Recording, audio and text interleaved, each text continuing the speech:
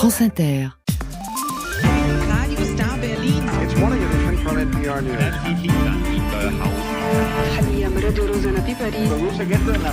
France Inter, le 18-20, Fabienne Synthès. Un jour dans le monde, c'est le jour où nos correspondants voisins nous regardent. I risultati consolidati delle legislative in Francia vedono un nuovo fronte popolare. Et c'est les députés de l'Assemblée nationale qui devront trouver une formule magique, on pourrait le dire en Suisse, afin de gouverner cette nouvelle France. Was es jetzt bräuchte, wäre eigentlich eine Koalition. Doch sowas kennt man in Paris nicht.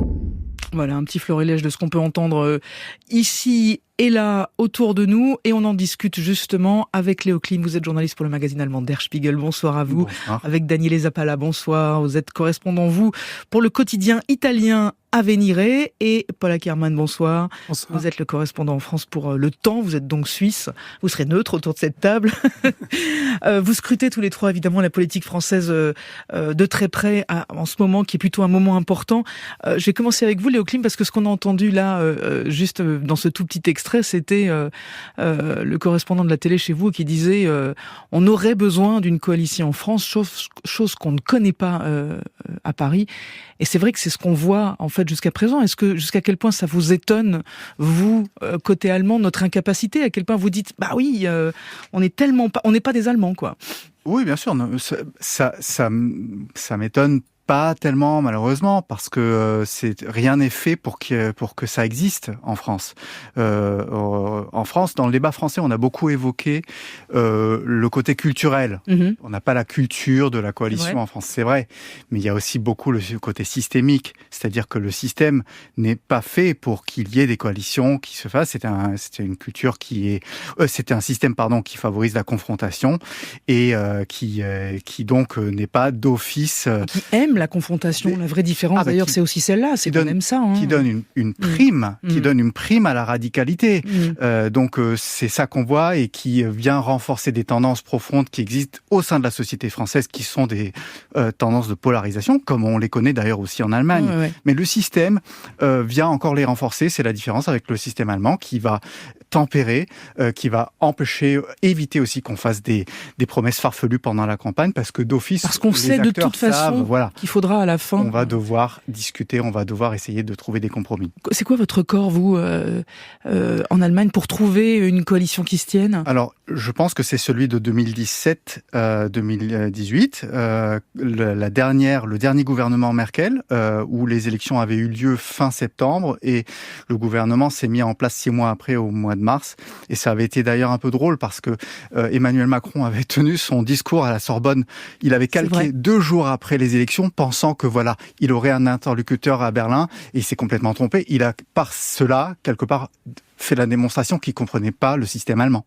Alors, et ça se voit aujourd'hui encore, lui et d'autres, pas seulement Emmanuel Macron. Daniele Zappala, je vous ai vu opiner du chef, parce que chez vous aussi, on aime la confrontation politique, et en même temps, vous avez eu à un moment des solutions qui sont d'autres solutions. Comment vous nous regardez en ce moment? En ce moment, on s'est dit peut-être en France, ce qui manque, c'est un président de la République arbitre à l'italienne. En Italie, il y a effectivement cette figure un peu particulière des présidents de la République qui normalement est un tout petit peu derrière derrière de la scène, mais qui en cas de crise joue un rôle majeur, car c'est lui qui en fait finalement s'occupe de la cuisine pour essayer de mettre d'accord tout le monde. Ça peut marcher, parfois ça ne marche pas entre les forces politiques. On a en fait une dernière solution, c'est les gouvernements techniques. Vous l'avez fait 2 fois. À savoir effectivement une figure normalement issue en fait du monde économique. On a eu pas mal d'anciens gouverneurs. On a eu 4 gouvernements techniques en Italie depuis les années 90. Donc on a toujours cette idée que bien sûr il y a la crise, mais quand même on connaît plus ou moins comment en fait pouvoir la résoudre. Et en même temps, ce qui est intéressant dans vos 2 gouvernements techniques, c'est que vous avez eu Mario Monti, vous avez eu Mario Draghi. Après Mario Monti, vous avez eu le mouvement 5 étoiles, si je ne m'abuse. Après Mario Draghi, vous avez eu Giorgia Meloni. Donc on n'est pas sûr que vous nous donniez le bon exemple en fait du gouvernement technique. Voilà, il y a effectivement ensuite séquelles politiques, indéniablement. Mais c'est là en fait est aussi la conséquence du système italien, qui est un système entre guillemets ultra démocratique, au sens d'un système qui essaye de représenter beaucoup les minorités, et donc bien sûr la culture un peu du compromis était complètement inévitable. inévitable dans un tel système. On est vraiment à milieu du système du fait majoritaire à la française, où effectivement, voilà, tout est conçu un peu dans ces moules de la Ve République qui aujourd'hui, on les voit, est quand même dans cette situation vraiment pas en fait d'agonie, mais quand même, on n'est pas loin. Et on est un peu les seuls sur notre îlot du fait majoritaire d'ailleurs, hein, si on regarde tous les pays qui nous entourent. Paul Ackerman, vous qui êtes correspondant pour Le Temps, je suis assez curieuse de savoir comment on nous regarde de votre côté. Est-ce qu'on nous regarde amusés? Est-ce qu'on commence à être un peu inquiet? Est-ce qu'on a un œil un peu pathétique sur ce qui se passe là depuis une semaine ou pas? Il y a toujours un peu d'inquiétude parce qu'on est, alors surtout du côté suisse romand, toujours à 5 km de la frontière. Ouais. Beaucoup de Français qui viennent travailler en Suisse. Par contre, c'est vrai qu'il y a une rivalité frontalière qui fait qu'il y a un peu de Schadenfreude et puis pas mal de gens qui pensent, qui disent mais pourquoi, regardez comme ça marche chez nous, pourquoi ils s'inspirent pas de nous. Je pense que c'est une erreur parce que le système suisse est complètement aux antipodes. Ouais. C'est vraiment le pôle extrême opposé du système français. C'est un pays fédéral, etc. C'est voilà, beaucoup plus compliqué. Ce qu'on regarde chez vous tout le temps et qui nous fait envie, qui fait envie à certaines formations, c'est les référendums.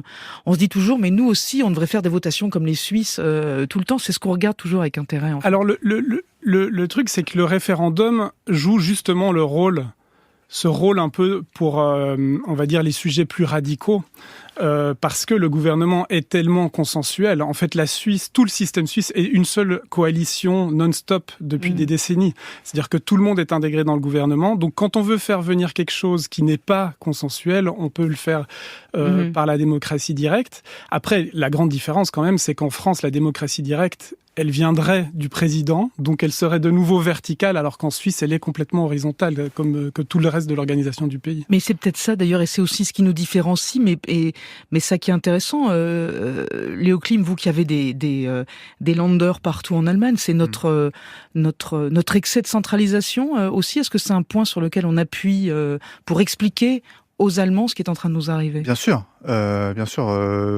Emmanuel Macron était et toujours à un certain degré un président très populaire en Allemagne, car très pro-européen.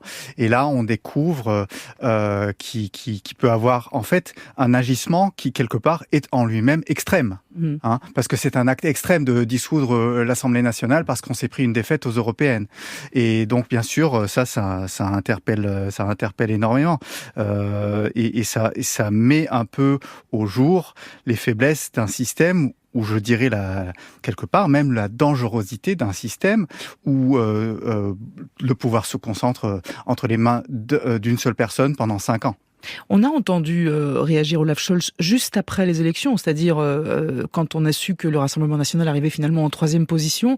Aujourd'hui, on l'entend plus, et c'est bien normal d'ailleurs, puisqu'on est en train, nous, de faire notre tambouille politique, et ce qui évidemment ne vaut pas d'être commenté par les autres. Mais enfin, quand même, est-ce que sur l'état du couple, sur ce qui se passera derrière, est-ce que ça commence à inquiéter sévèrement quand même le gouvernement allemand, à votre avis, ou pas ?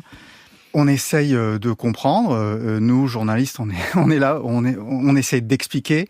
C'est vrai que en Allemagne, vous avez une fixation sur l'extrême droite, beaucoup. Ouais. À partir du moment où le danger semble être passé, il y a un certain soulagement.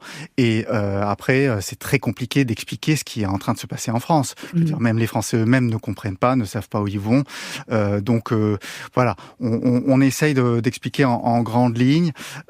Et bien sûr, à Berlin, c'est suivi, mais moi, je suis souvent frappé du fait que chacun est très ancré dans sa culture, donc les Allemands aussi ont énormément de mal à lire, je parle du gouvernement, des membres du gouvernement allemand, à lire ce qui est en train de se passer, même quand ils sont très pro-européens et francophiles. Et ce qui est intéressant chez vous, Daniele Zappala, c'est que on a vu Giorgia Meloni se féliciter de ce qui pouvait se passer. C'était entre deux tours, au moment où on pouvait encore imaginer effectivement qu'il y aurait une majorité absolue ou une grosse majorité relative pour le Rassemblement national. Ensuite, silence radio total. Qu'est-ce qu'on dit là aussi? Est-ce qu'on comprend ce qui s'est passé et ce qui est en train de se passer aujourd'hui? Je pense qu'aujourd'hui, ce qui a le plus frappé et dont on ne parle pas vraiment beaucoup en France, c'était quand même les sursauts du 2e tour, à savoir finalement, cette France invisible. C'est intéressant, vous croyez qu'on a, nous, oublié déjà le sursaut du 2e tour oublié, après cette semaine en fait, c'est vrai que la gauche italienne, aujourd'hui, regarde quand même à la France comme laboratoire politique très intéressant, car voilà, du point de vue en fait italien, ce qu'on a vu finalement, c'est un peu un ping-pong entre les cris du cœur d'une double France oubliée, invisible. Au premier tour, on a eu la France invisible, en fait, qu'on connaissait déjà, celle, en fait, qui votait RN, et celle, en fait, et au deuxième tour, en fait, grande surprise, après, voilà, RN qui s'est pavonné, etc., on a eu, en fait, ces sursauts de l'autre France invisible, celle multiculturelle, celle qui, voilà, on voudrait, en fait, valoriser au JO dans quelques jours. Alors, est-ce qu'on se dit, en Italie, qu'on a raté ce que la France a réussi, pour ce qui est du barrage, en tout cas, au moment du passage de Giorgia Meloni? Est-ce qu'à un moment, la gauche italienne se dit, si on avait fait ça, on n'en serait pas là aujourd'hui? Est-ce qu'il y a eu des mots comme ça ou pas du tout? Disons que la gauche italienne vient de loin. Ouais. Et après, en fait, cette déception énorme du renzisme, en fait, Matteo Renzi, qui à un moment donné, souvenez-vous, il était un peu devenu la coqueluche un peu de la gauche européenne. D'un coup, en fait, il a fait des erreurs, voilà, majeures.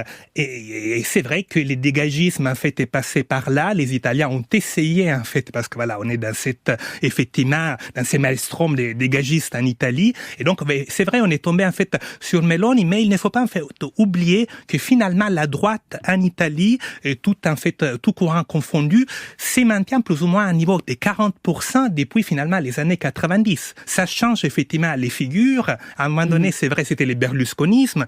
Ensuite, il y a eu la droite vraiment dure de la Ligue. Là, maintenant, il y a quelque chose avec Meloni qui en fait est un peu entre les deux dans la mesure où on ne sait pas si véritablement, au niveau par exemple européen, Meloni va pencher du côté du PP ou au contraire va revenir finalement dans les bercailles plus, on va dire, autour d'Orban. Donc c'est vrai que quand même, il y a en fait cet invariant, la droite finalement est assez stable, alors que la gauche, elle a connu des soubresauts. Aujourd'hui, elle a besoin des modèles d'inspiration et c'est vrai que la France est vraiment regardée avec énormément d'intérêt. Comment, pour vous, les Suisses, justement, on a l'impression, vous le disiez tout à l'heure, on est tellement loin, Paul Ackermann, dans notre système, de votre système à vous. Je suis assez curieuse de savoir comment on le lit. En fait, si vraiment on comprend ce qui est en train de se jouer là aujourd'hui, si on apparaît un peu comme des extraterrestres. Enfin, disons, on va dire, ça conforte un peu des clichés que les Suisses ont sur les Français, ce côté vertical, verticaux. Le côté le village gaulois qui finit toujours par se taper dessus et finit extrême, par un parce que festin. nous, dans notre idée, en Suisse, il y a rien d'extrême en fait. Tout est finalement je qualifierais pas d'extrême, mais expressif, on va dire. Ouais. Donc ça, c'est vrai que là, pour le coup. Quand ça pose problème, ça nous rassure plutôt sur ce qu'on est, sur ce qu'on est nous. Après, je pense qu'il y a quand même eu cette période de l'entre-deux tours ou juste avant le premier tour où il y a eu là une vraie crainte quand on partait sur cette idée que le Rassemblement national serait au gouvernement, notamment sur l'Ukraine, sur l'avenir de l'Europe, etc. Là, on est dans une situation un peu plus rassurante quand même. Je comprends que c'est le brouillard pour vous, donc vous savez pas trop où vous allez, mais c'est moins la catastrophe annoncée qu'avant. Donc on a eu tellement peur avant, et encore on n'est pas dans l'Europe, mais de ce que ça pouvait impliquer, que je pense que là, maintenant, on attend plutôt de voir avec un regard un peu amusé, c'est vrai. Ce qu'on se dit, nous, parfois, c'est qu'au fond, personne ne veut réellement gouverner chez nous et chacun s'accuse de vouloir jouer le coup d'après.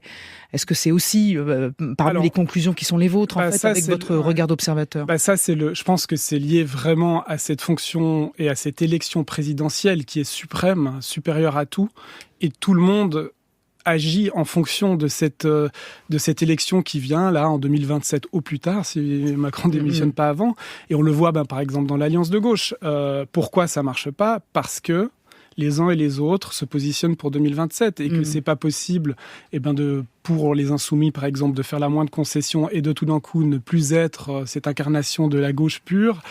C'est dangereux pour les socialistes de trop s'acoquiner parce que, au premier tour de l'élection présidentielle, ça leur coûtera. Donc ça, en Suisse, le fait de pouvoir, d'avoir une échéance comme ça qui empêche de réfléchir en termes immédiat de comment on fait fonctionner l'État, c'est vrai que ça interroge, quoi. Et c'est peut-être ce qui vous inquiète, vous aussi, j'imagine, mais vous tous les deux, en fait, italiens et allemands. Au niveau vertical, en fait, c'est exactement. qu'on constate, c'est que la France a un peu perdu le panache, parce qu'on a souvent, par rapport, en fait, à l'Élysée, l'habitude de représenter vraiment au niveau iconique.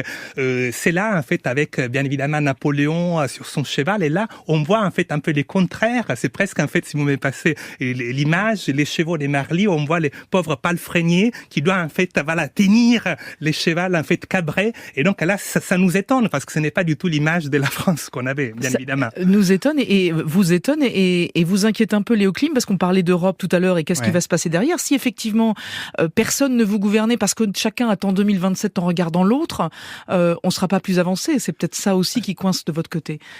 Ça c'est certain. On a l'Allemagne ces dernières années, à mon avis, a péché parce qu'elle n'a pas été capable de donner des réponses à Emmanuel Macron, qui était très actif, très à l'initiative sur l'Europe.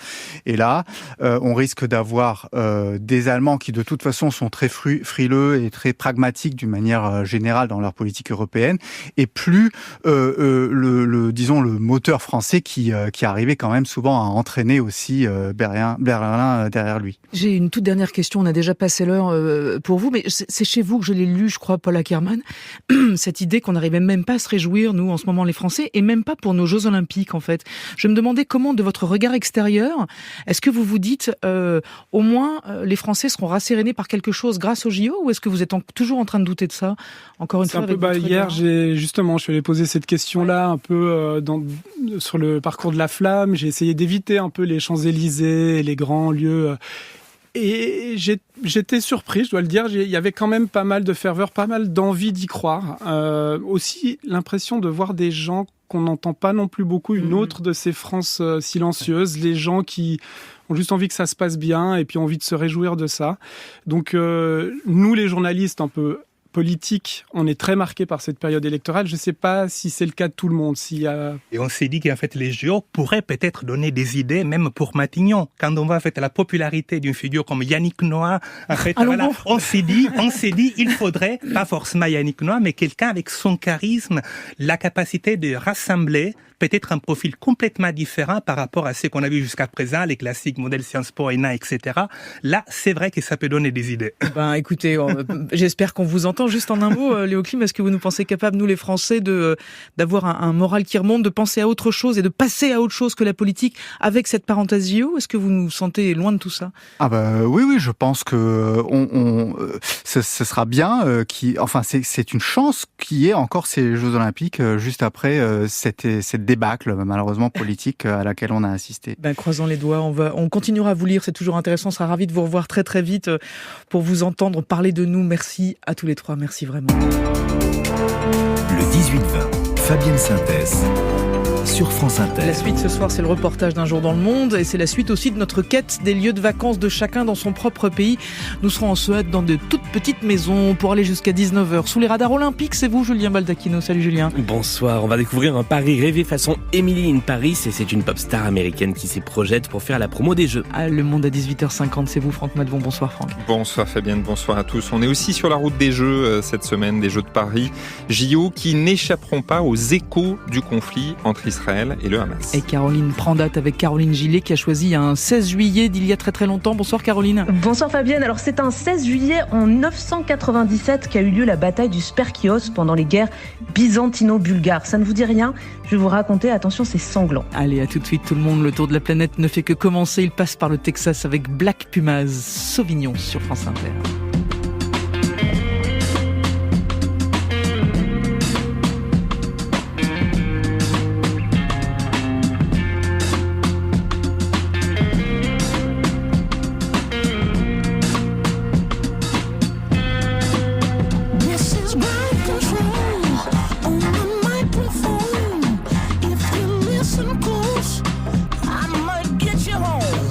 Sipping Sauvignon in my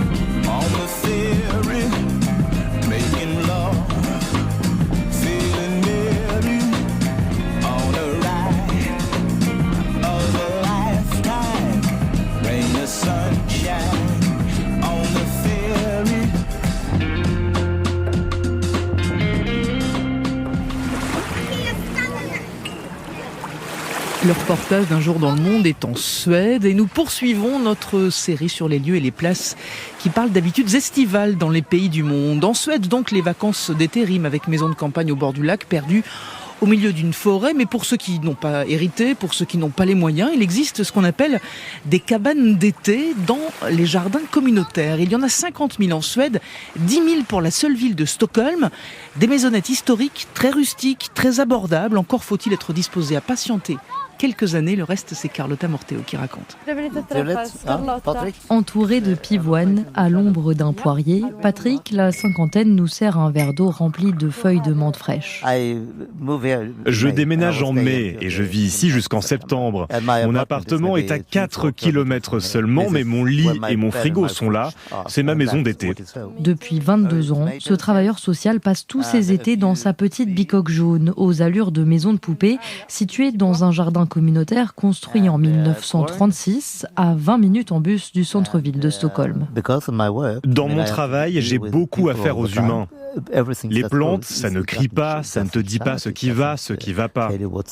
Ça me fait du bien d'être ici.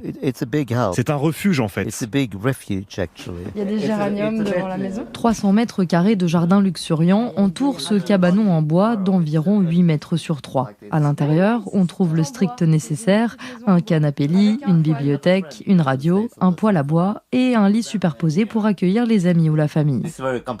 Un petit paradis, rustique et plein de charme, qu'il a payé 15 000 €. Ici, je suis dehors toute la journée, tu vois. Même la cuisine est à l'extérieur. Donc il y a l'évier, il y a la bouilloire, les casseroles, la machine à café. C'est sous un petit auvent. C'est à l'abri, mais c'est dehors. Parfois, on me demande, mais où est l'eau chaude ? Il suffit de la faire chauffer, la faire bouillir. C'est un peu rustique, pas aussi confortable que ce à quoi on est habitué dans notre vie moderne. On n'a pas de douche, on utilise les sanitaires en commun, mais ça suffit bien. Nous devons ralentir. Moi, ça me rapproche de choses plus essentielles. Le contact avec la nature, le cycle de la vie et de la mort. Ça donne du sens à l'existence. Les cabanons ne sont habités qu'en été. Ici, le moins cher est à 1 000 €. Il nécessite beaucoup de travaux. Et le plus onéreux, c'est vendu 30 000. Mais pour espérer être propriétaire d'une parcelle, il faut s'inscrire sur une liste d'attente et compter 10 ans en moyenne. Nous voici devant le cabanon blanc au toit pointu de Hélène, sur lequel court un magnifique rosier rouge. Au départ, c'était des jardins pour les ouvriers qui avaient des conditions de travail terribles et pour que leurs enfants puissent respirer le bon air, sortir de l'insalubrité de la ville, leur donner une chance d'être en lien avec la nature, de sentir le parfum des fleurs. Et puis il y a eu la guerre. Les jardins ont servi à cultiver des fruits, des pommes de terre et des haricots pour la survie. Aujourd'hui encore, on continue à faire pousser des légumes pour nous, mais c'est aussi un autre mode de vie, très simple et petit. On est ensemble, on a un intérêt commun pour le jardinage, on crée des relations sociales et on favorise aussi la biodiversité, car ces jardins sont des poumons verts pour la ville. Stockholm est une ville très nature. On se baigne partout, le long du lac Mälaren, et c'est souvent à proximité des plages, en lisière de forêt, que se situent ces jardins communautaires où l'on peut aussi louer une parcelle sans maisonnette pour seulement quelques centaines d'euros par an, un petit coin de verdure où installer un parasol, des chaises longues et un barbecue pour passer l'été à cultiver son jardin. Et quoi de mieux, Carlotta Morteo, pour le reportage. Merci beaucoup, Carlotta. La suite, c'est sous les radars olympiques, à 10 jours de l'ouverture de Paris 2024, et c'est Julien Baldacchino. France Inter, le 18-20. This is my USA water polo team clock.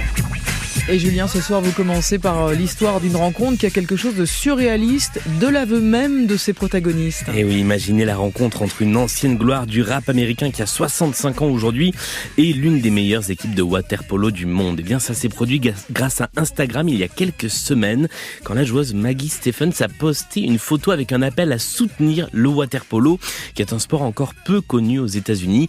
Et cet appel, il a été entendu par l'un des membres du groupe Public Enemy, qui a connu le succès au début des des années 90. Flavor Flav, c'est son nom, a répondu directement sur Instagram à Maggie Stephens pour lui apporter son soutien. Et quelques semaines plus tard, le rappeur est devenu officiellement le hype man de l'équipe olympique de water-polo. Hype man, c'est une sorte de chauffeur de salle. Depuis quelques jours, il est omniprésent sur les réseaux sociaux de l'équipe et de ses joueuses. On l'a même vu plonger dans l'eau pour essayer le bonnet officiel olympique de l'équipe. Et il a dit à CNN qu'il pourrait venir à Paris encourager l'équipe pendant les épreuves. Après ce binôme donc un peu étonnant, Julien, d'autres duos vont être formés en Australie cette fois. Avec une décision du comité olympique australien qui va envoyer un accompagnateur ou une accompagnatrice pour chacun et chacune des athlètes âgés de moins de 18 ans. Et en Australie, il y en a 10, dont 3 qui ont même moins de 16 ans. La plus jeune, elle s'appelle Chloé Covell. C'est sa voix que vous avez entendue il y a quelques secondes. Elle n'a que 14 ans. Elle a déjà remporté des championnats nationaux et elle a de vraies chances de médaille en skateboard. C'est la première fois depuis 2000 que l'Australie envoie de si jeunes athlètes. Seulement, voilà, pas facile pour des jeunes, voire très jeunes sportifs de s'en sortir à l'autre bout du monde, dans la jungle qui est le village olympique. Alors en plus de ces accompagnateurs, le comité australien a décidé que les moins de 16 ans seront hébergés dans des hôtels et pas au village. Pour l'Australie, la protection des mineurs dans le milieu du sport, c'est une priorité depuis plusieurs années et à l'échelle du CIO, c'est seulement la deuxième fois que cette possibilité d'accréditer des accompagnants pour les mineurs existe. Elle n'a été introduite qu'à Tokyo en 2021. Why, yes, I am Sabrina Carpenter. Et puis Julien, Paris fait fantasmer donc la pop star qu'on entend là, Sabrina Carpenter. Mais pas vraiment le Paris qu'on connaît, un Paris rose bonbon dans l'esprit de la série Emily in Paris, où l'actrice et chanteuse papote avec un petit oiseau bleu comme une princesse de conte de fées pour raconter à quel point la magie de Paris va faire effet pendant ces Jeux Olympiques. Un spot publicitaire qui ne manque pas de second degré puisqu'il se finit sur un décor bien plus réaliste où on comprend que la chanteuse se projette dans un Paris complètement fantasmé. Cette pub, elle a été tournée pour la télévision américaine, mais elle n'est pas anecdotique. Sabrina Carpenter, c'est la nouvelle pop star qui compte. Son titre Espresso, c'est l'un des tubes de l'été et surtout, sur les réseaux sociaux, elle est suivie par plus de 37 millions de personnes qui vont donc voir Paris sous son plus beau jour à 10 jours du début des Jeux. Allez, merci beaucoup. Julien Baldacchino, vous revenez demain avec les infos des JO que vous n'avez lu nulle part ailleurs. Vous repartez en passant par Cuba. Ça date de 2000, figurez-vous, signé Omara Puertuondo et Perdido Contigo sur France Inter et dans Un jour dans le monde.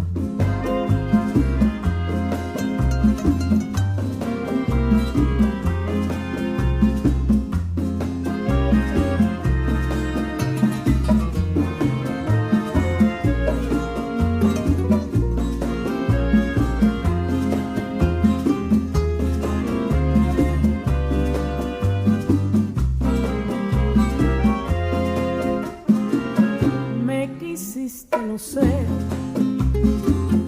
yo también te he querido, me olvidaste después, pero yo no he podido a sufrir por tu amor, me condenó el destino, ¿qué le vamos a hacer? Yo tenía que perder y he perdido contigo. ¿Qué le vamos a hacer? Yo tenía que perder y he perdido contigo. Tantos amores buenos que con fe me adoraron, yo les negué el cariño que inocente quedado, pero fuiste tan cruel que jugaste conmigo.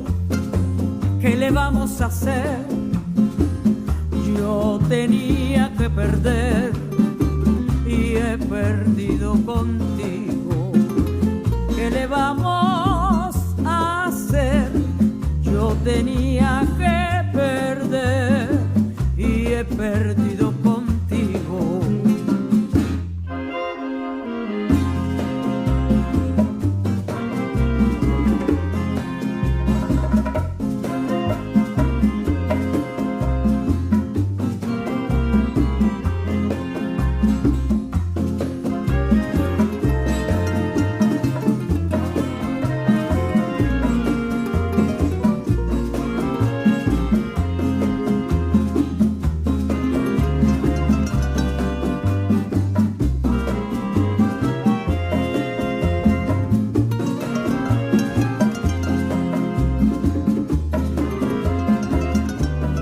Portuondo et Perdido Contigo sur France Inter. Le Monde à 18h presque 50 cette semaine est sur la route des Jeux Olympiques juste avant la cérémonie d'ouverture ce soir.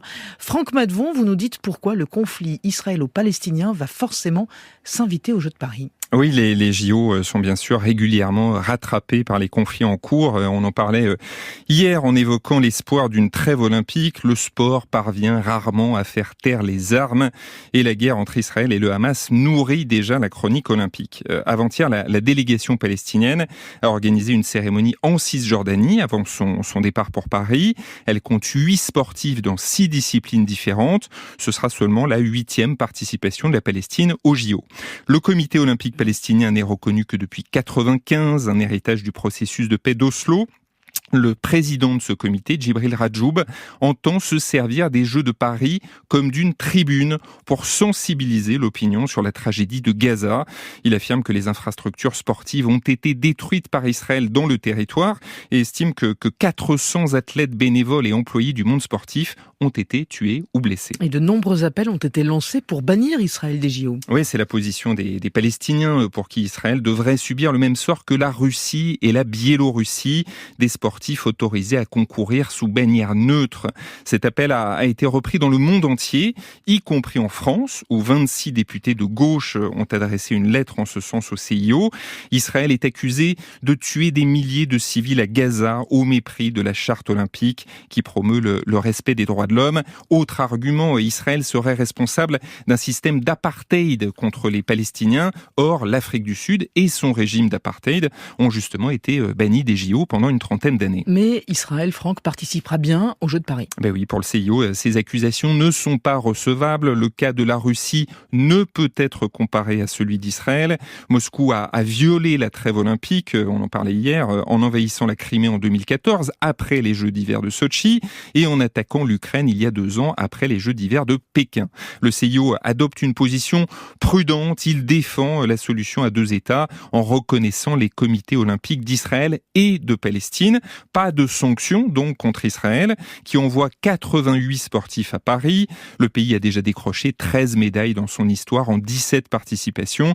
Il vise de nouveaux podiums cette année, notamment en gymnastique, en judo ou en taekwondo. Et pour ces sportifs israéliens, la sécurité, bien sûr, c'est un enjeu majeur. Évidemment, tout le monde a en tête la prise d'otage des Jeux de Munich en 72, 11 Israéliens tués, victimes de l'organisation palestinienne Septembre Noir. Israël est parfaitement conscient du risque d'attentat. Le budget de la sécurité a été doublé pour ces JO de Paris, mais on ne se cachera pas, nous assure un officiel israélien. La délégation du pays participera bien aux événements publics, notamment à la cérémonie d'ouverture sur la scène. Pendant la quinzaine olympique, Israël sera aussi confronté à un risque bien plus banal, les manifestations en soutien aux Palestiniens. Des militants pro-palestiniens tenteront sans doute de se faire entendre, de brandir des drapeaux palestiniens, et Israël ne pourra pas faire grand-chose face à ce type de mobilisation. Franck Madvon, merci beaucoup et à demain. Comme chaque soir dans le 18-20 de l'été, c'est Caroline Gillet. Caroline, prend date. France Inter. Un jour dans le monde. Caroline, tous les jours, vous nous racontez ce qui s'est joué à une autre époque, dans un autre pays et à un autre aujourd'hui. Oui, voilà. On se balade dans les couloirs du temps. Ça permet de se changer les idées, de relativiser peut-être un peu ce qui se passe en ce moment sur la scène politique notamment. Et parfois, j'ai l'impression que l'histoire nous fait des clins d'œil. Vous me direz si ça vous le fait aujourd'hui. Alors, qu'est-ce que vous avez trouvé comme événement pour un 16 juillet ? Alors, un jour, on a décidé que le 16 juillet serait la journée mondiale des serpents. C'est aussi au calendrier le jour des saints suivants, Sisnan, Ténénan, Guénérouf, je ne sais pas comment on prononce, et Gundulf. Mais ce qui m'a plu au premier regard, c'est ceci. Le 16 juillet 997 a lieu la bataille du Spercheios pendant les guerres byzantino-bulgares. Ce nom de bataille gagne le prix des noms de bataille de la semaine. Spercheios, c'est un fleuve qui se trouve en Grèce. Et si vous y êtes cet été, faites-nous signe. D'autant que j'ai pas trouvé beaucoup de vidéos sur la bataille de Spercheios. Dans un moteur de recherche, ça m'a proposé une recette de spéculose.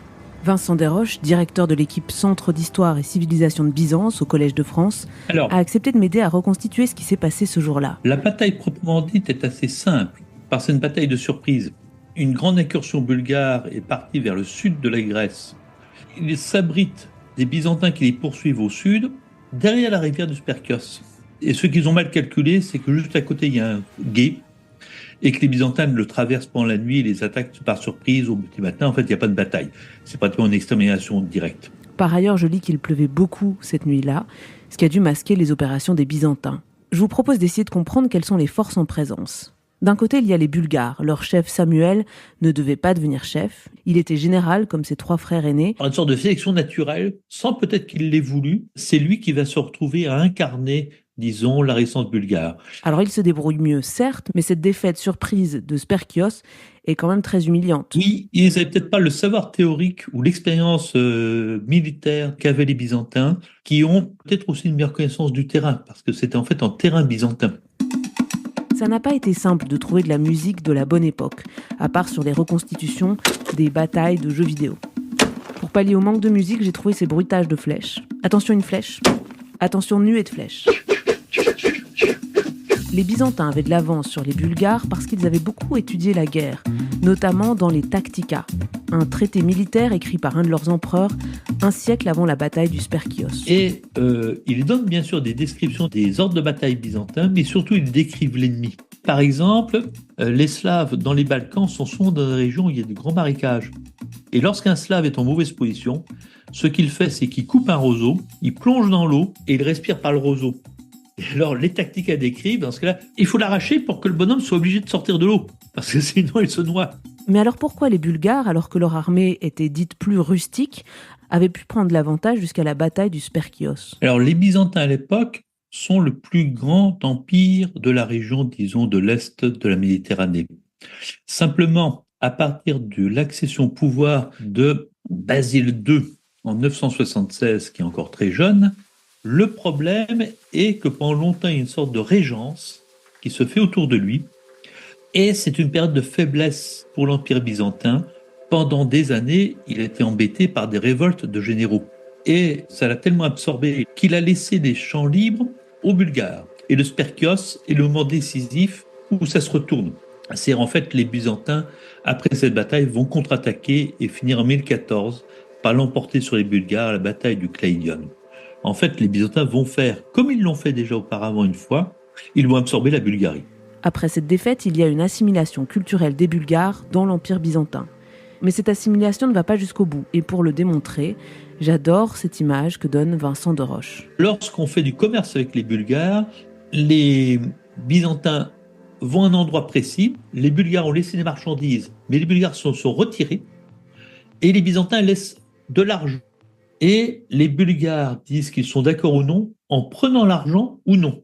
Pourquoi ? Parce qu'il n'y a pas de monnaie bulgare, ils ne sont pas encore dans le régime monétaire. Les Bulgares vont adopter la monnaie quand ils seront donc assimilés par les Byzantins. Et ça ne se joue pas au moment de notre bataille fourbe du 16 juillet sur la rivière Spercheios, ça se fait plus tard, au moment de cette autre bataille du Kleidion, dont il vient de parler en 1014. Et moi, ce que j'ai retenu de cette deuxième bataille, c'est le sort réservé aux prisonniers bulgares. Basile II, selon certains textes byzantins, aurait renvoyé par groupe de 100 les prisonniers bulgares, 89 aveuglés et 1 éborgné, pour guider les autres. D'où le surnom de Bulgarotonos, le tueur de Bulgares. Alors Samuel Ier, le roi des Bulgares, meurt peu de temps après, potentiellement d'une crise cardiaque, le jour où il voit revenir son armée aveuglée. Eh bien dites-moi Caroline, merci beaucoup, on se retrouve demain ? Oui, avec plaisir. Demain on est en Chine et c'est de nouveau des histoires de rivalité, des quêtes de pouvoir et de gros égos. Voilà, on ne sera pas dépaysés. Allez, à demain Caro. Merci. Le 18-20, ça continue avec le journal de 19h dans un petit instant avec Rémi Brancato. Juste après, il y a bien sûr le téléphone sonne. Bonsoir Charlotte Piret. Bonsoir. Rédactrice en chef du 18-20. Charlotte, aujourd'hui, voyager seule au féminin. Oui, est-ce que ça change la donne, le voyage en solo quand on est une femme ? Pour Coco, 64 ans, qui nous écrit de WhatsApp, ça permet de faire d'autres rencontres. Elle qui loge surtout en auberge de jeunesse et qui aime avoir le choix, partager un repas ou au contraire rester seule. Ce qu'aime Marie, c'est la liberté. Alors elle voyage seule, prépare en ce moment un périple en Irlande. Mais je commence à vieillir. 75 ans, nous confie-t-elle, et porter ses bagages devient un peu difficile. Maryse, au contraire, n'aime pas la solitude, alors elle profite d'un réseau qu'elle a découvert, Nomad Sister. Cathy n'emmenait pas large, nous dit-elle, lorsqu'elle a passé le cap du premier voyage en solo. C'était l'année dernière en Bretagne. Elle recommence cette année. Et puis, il y a Véronique qui nous a appelé depuis le chemin de Compostelle, 7e jour de marche sur 21, en solo. Pour elle, c'est l'heure du dîner. Elle vient de nous le dire au standard, alors elle voulait savoir jusqu'à quelle heure elle pouvait nous appeler. Elle nous appelle quand elle veut. Jusqu'à 20h, c'était bon. Absolument. En plus, le chemin de Compostelle, on en rêve tous. Merci beaucoup, vous êtes hyper chaud, c'est super. 01 45 24 7000, le même chemin par WhatsApp, qui n'est pas Compostelle, mais presque.